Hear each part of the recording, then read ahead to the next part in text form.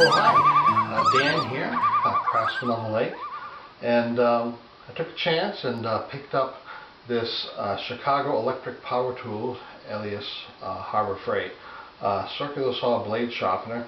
It looks like a cheap Chinese clone of one that they sell commercially in the United States.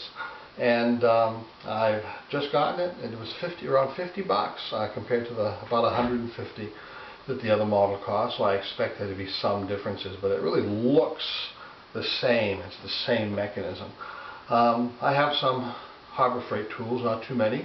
Hand tools, some of those things work pretty well. I've had grinders because I do some welding, and I cut a lot of pipe, and I ordered 3 once, just figuring that for $9.99 they'd last a certain amount of time, and then I could just toss them.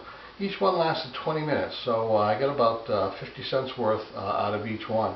So it's kind of soured me a little bit against Harbor Freight tools that have moving parts or motors. But put this over here. Here it is. Got it assembled, and I've kind of got it set up, and I've been trying it out. It basically is this arm that tightens down, and your saw blade goes on this cone-shaped stand that has another cone that fits over it that tightens with a spring. It tightens down pretty good. Here there is a tab of metal on a spring, and it holds the blade in position while you do the sharpening. And the sharpening is done with this spinning stone, and you actually move the stone onto the tooth, and then you spin the blade to another tooth. Now, on most saws, you have one tooth going one way and one tooth going the other way. And the deflection is about 10 or 15 degrees. Well, underneath here, there is a small nut that you turn, and there's a little gauge, and you can flip the motor, the whole wheel, up or down. So we can put it in 0, 10 degrees positive, 10 degrees negative. What I've done is I have a very old blade that I've had forever, and it wasn't that great a blade, but it was pretty good, and it's not a 10-inch. But I thought I would start with that one in case I totally ruined it. This is one of those blades that I normally keep when I need to cut some pressure-treated lumber or something that I think is going to have a nail in it or something. I can at least cut through it, make a rough cut to see what's inside. And I put this together, and I'm about to try it out. So I'll let you see it being done, and I'll take some still shots of some parts of it, the mechanism, and you can take a look at it from there. And we'll see if it does sharpen this blade at all. Now I'm going to turn this on. The switch on the back. The thing seems to be well made as far as the motor is concerned, and the switch and so forth. The time will tell. And then with the blade firmly against this tab, and of course I've already sharpened this one so it didn't make any noise. But let me move another one. And I've taken and put a red marker on every other tooth. So these are the two teeth that are for the positive 10-degree tilt. So snap once. Skip this tooth. Here's the marked tooth. And come right back down. And then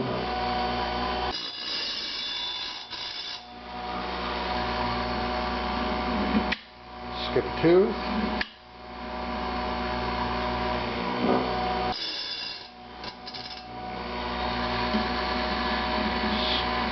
Skip a tooth. Tighten this a little bit.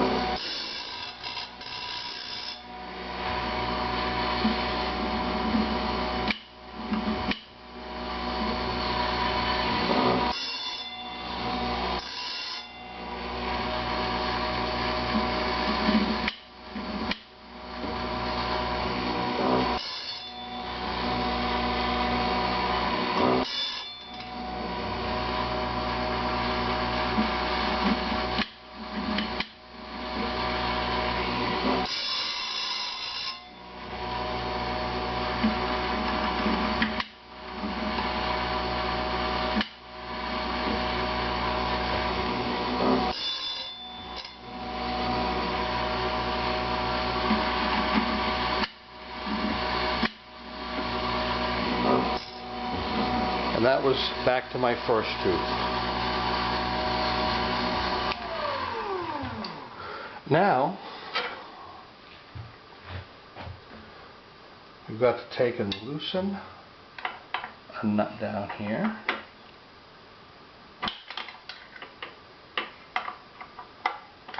And I think I'm going to substitute these nuts with some type of knurled knob at some point to make it easier. And I'm going to move it a minus 10 degrees for the other tooth.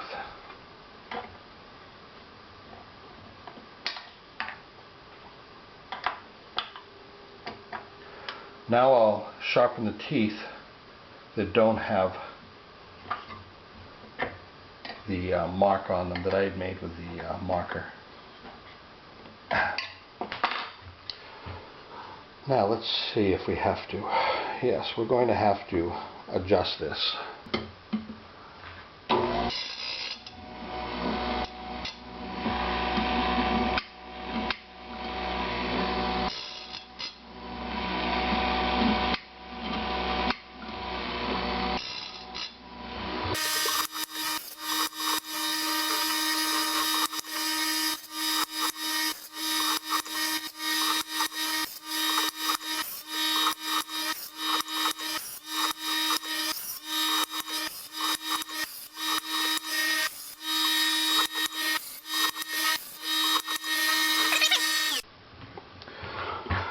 So, let's take this off and put it in the saw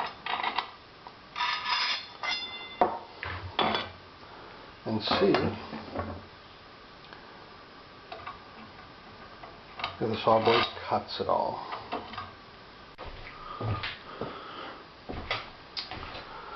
Well, I could have done a before and after on this, but trust me, this blade was pretty bad. So let's turn it on. It's going to make some noise here and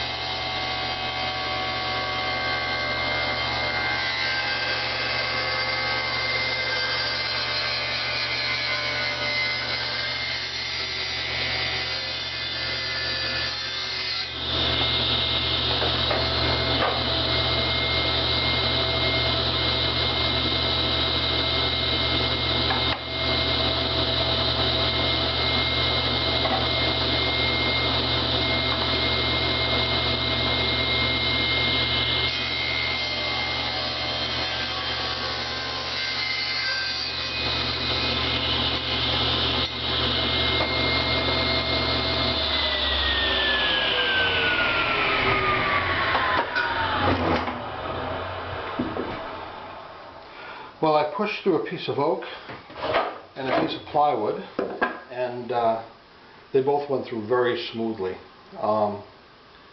It's definitely sharper than it was.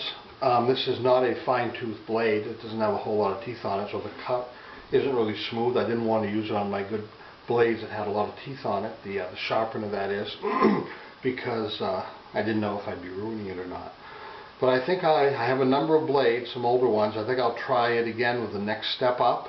And when I do, I'll add to this review.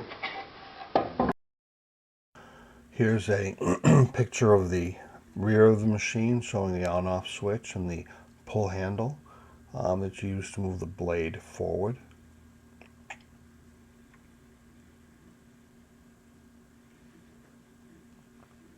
The front of the machine showing the arm. On the right you can see the cone that fits over the blade, and on the left you can see the knob that is used to move the swing arm and stabilize it.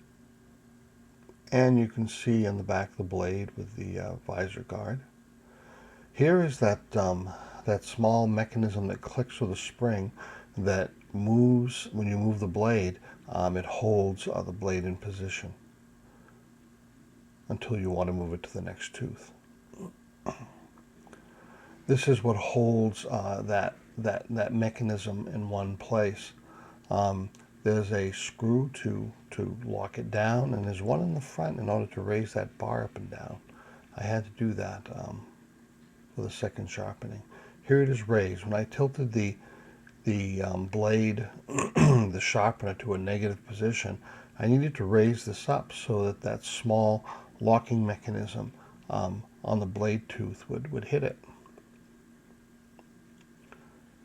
And here's another picture of the entire mechanism from the front right.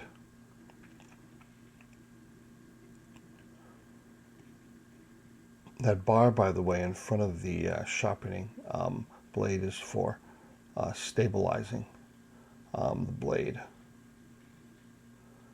Just a picture of the whole unit.